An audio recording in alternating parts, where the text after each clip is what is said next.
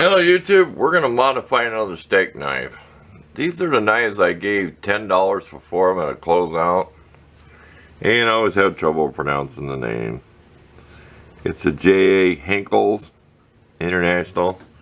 I always tell you, if you see two guys, it's the high dollar ones. If you see one guy, it's probably the cheaper version of that company. Okay, there's the original, okay. This is the one we took the serrated edge off. We put it through the knife sharpener, which takes that tip off. Well, we're not going to do that. We're going to do all our sharpening by hand, no matter how long it takes on our hand sharpener, because we want the point, because this is what we want to do. We want to take it off down to the second line here. You can kind of picture that. I had something here to help you visualize it, which I used.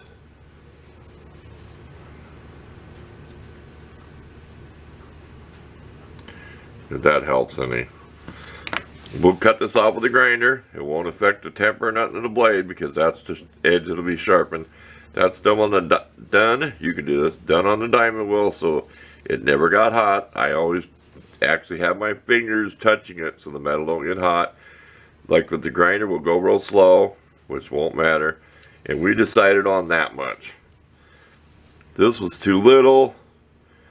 I kind of held up there. That's what I want. Which leaves the blade about a little over 3.5 inches long. And it's still going to be plenty of blade for me to work with. These are just too long. Even in the house, like for vegetables and stuff, they're just too long. And these are actually too big for a steak knife. I mean, they really are. I mean, you can cut through a giant roaster. They're too big for a steak knife. But I bought them, they were cheap, $2.50 a piece. So stay tuned, we'll bring you back little by little. Give you a little progress each time. Gonna get you up here so you can kind of see what that looks like before we take it off. Okay, stay tuned. Okay, we got it cut the way we want it. See where we've been polishing this tip? See those lines that the manufacturer put there? You can see them. We're going to take them out, even if it means take the writing off the other side. We're just using our polycarbonate wheel. This is what's left of it.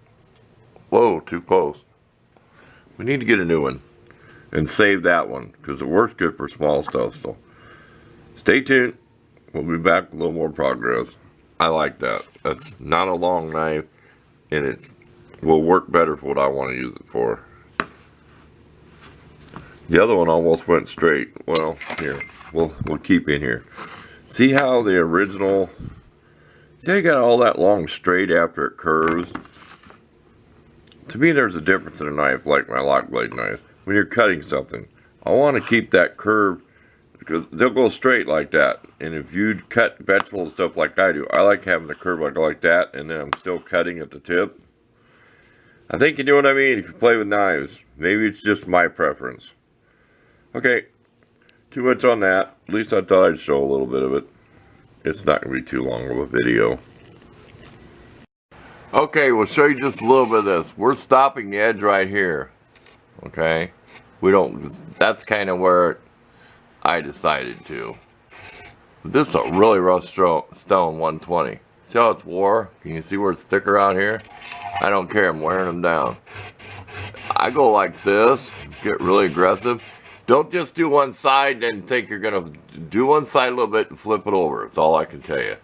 But that's why I don't want to show too much of this.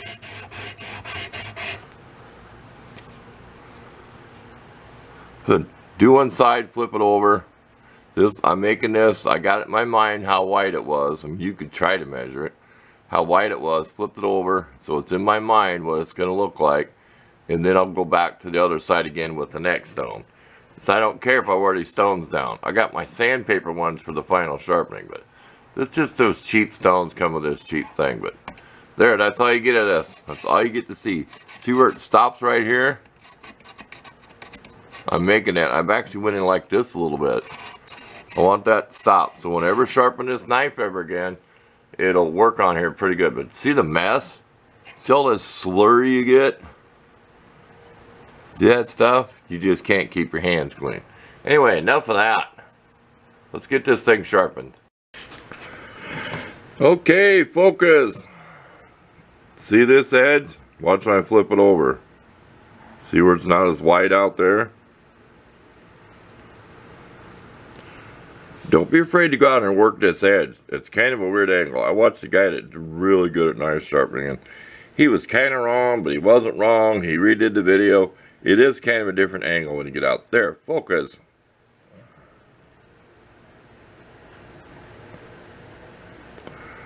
Don't be afraid to work that out there. See, you're making that notch where it'll stop. Okay, that's enough out of focus trying to film there. Stay tuned for more. This is going to be a while. I probably am about a half hour into this with just the first stone. Excuse me. For about 42 degrees, whatever, I got my door open a little bit, the stove going, so I'm getting nice, fresh, cool air. So back to work. Okay, see that fuzzy stuff? I got this propped up here, that's why it's wobbly. Means we're getting a burr. I left this on here and see it's upside down. It shows what kind of aluminum this was. This is 220. Here's how we cheat. Let me get this box out of here. Here's how we cheat, put that shiny edge when you're all done. Say you went like this, got all these scratches. See if we can focus. You just do this. See that? Set reflection. That's how I cheat. I don't know if it's proper, but I do it because it sure looks nice. Okay, that's enough knife sharpening. I've had some other videos where I've showed it a little bit, but we're almost done. We got to flip it over and do the other side. So we use our rough stone, which like 120 with the 150 sandpaper. This is 220. Good enough for a kitchen knife. This does not have to be like a razor blade. It's just for chopping veggies. Okay, stay tuned. We're almost done. Okay, we are done. Good enough for a vegetable knife or camping. And I measured this blade. It's about 4 inch, but it only has about 3.5 inch of actual cutting edge. But I do like that scrubby thing on here. Because you're going to get scratches working on it. I had a big scratch where I hit it with the grinder, and you can't really tell where I took it out. But you could tell how this metals machine has got those lines in it. There you go. We just can't get you up. Well, that might work. It's not perfect, but I am an amateur. I am not a professional knife sharpener on YouTube. Ooh, look at that gleam. Ooh, maybe I am. No, see if I'm getting an ego. There you go. Good enough for a kitchen knife. That does look nice when it does that, huh? These lights are so bright. I'll try to get you a close-up of it. There you go. I called it a drop point, you know, a pocket knife. Much better than the original. Let's go all the way back to the original. We'll hold them side by side here.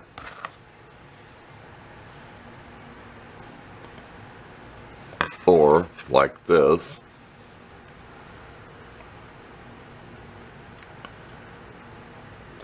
Like I said, that's a big stick knife. I just need this for cutting like carrots and potatoes. A paring knife's too small for me. And chef's knife, a lot of times you're using a chef's knife, that's way too big. Just like cutting up some potatoes or carrots or celery or something. And here's the one I made for the kitchen before, and it's way too long. I'm not happy using it, so it'll get repurposed into something different. Don't ask how them scratches got there. They're probably still there from that work sharpener. But there you go. $2.50 knife. Really nice handle. It was a closeout. I looked at some that was smaller, and they wanted $30 for 4 of them. So they were smaller. That's probably why these weren't selling. They were too big. Thanks for watching. Probably way too long of a video, but oh well. Thanks for hanging in there if you hung in there till the end. See you next time.